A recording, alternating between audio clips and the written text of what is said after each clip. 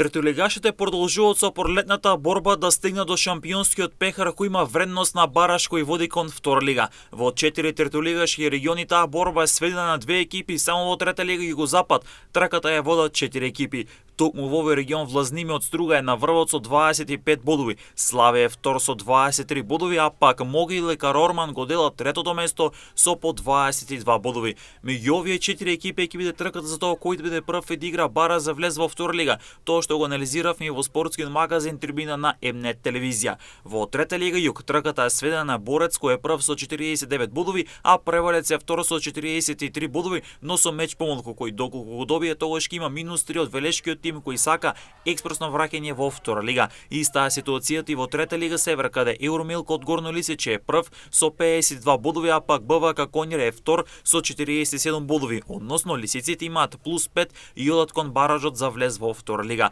Во трета лига Запад на врвот е Камјани со 37 бодови, а пак втора е Влазерими од Кичево со 35 бодови, но лидерот има меч помалку кој доколку го добие ќе дојде на +5 во однос на најголемиот конкурент. И во овој третолигашки регион трката за второлигашкиот бараш е сведена токму на овие две екипи.